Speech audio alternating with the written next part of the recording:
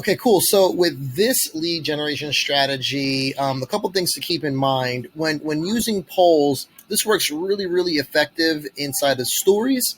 But there's also another way that you can do it, like on your newsfeed, on your timeline as well. Um, and it doesn't have to necessarily be a poll with all these options. It could just be a yes or a no or an either or. But I give some examples over here on the right hand side. Questions to ask. How many of you feel like food is an added stressor to your life? Yes or no. How many of you feel like you're stuck doing extreme fad diets and leaving feeling miserable? How many of you feel like you're spending too much time creating content that doesn't get the response that you like on social media? Right. The great thing about stories is it has all these extra bells and whistles to make the creative part, pop. You can add music, you could do funny gifs and boomerangs and all these things. So it's really, really cool.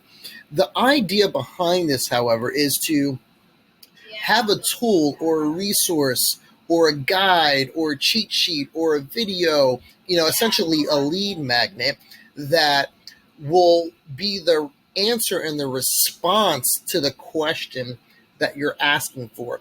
If you don't have that lead magnet created, that's okay too. You can ask these types of questions to see if people are interested in what you're asking, and then you can create the resource. But here's the activity. So step one is getting into Messenger, right? Or excuse me, getting into the stories or the timeline and putting that type of post up.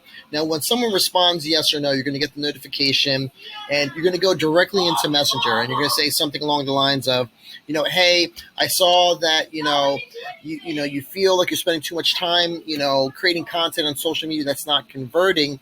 Here's the thing. I just created this free guide, this free, training that demystifies the whole process that, I've taught hundreds of other students before. That's, guaranteed to get your results. Do you want a copy of this guide? Okay. Now, here's the thing. If you have a Facebook group community or something like that, you can put that guide inside of that community.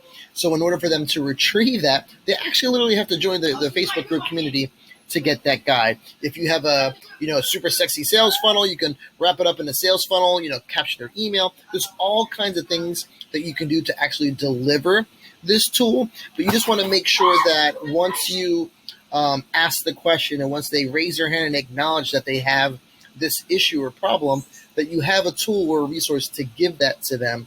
And hopefully you're getting their contact information in order to get that, so you can start building a list. That's the whole idea with generating leads, and you can do this if you're, in the mindset space, or if you're trying to recruit people, or maybe you're an expert in your product and, you have a specific line of skincare or, weight loss or, energy booster, whatever it is.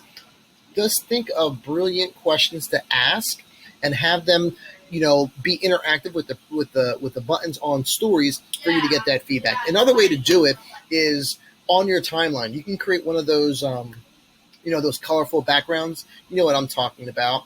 And you can say something like,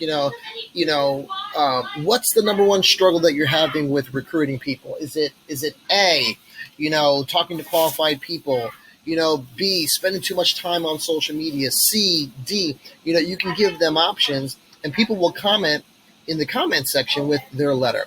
And ideally, you want to have a resource or a tool for every single possible problem that they have, right? So lead generation is a lot of fun. Lead generation is all about solving other people's problems, guys. If you have any questions, let us know, and we'll be more than glad to help you out. Thanks.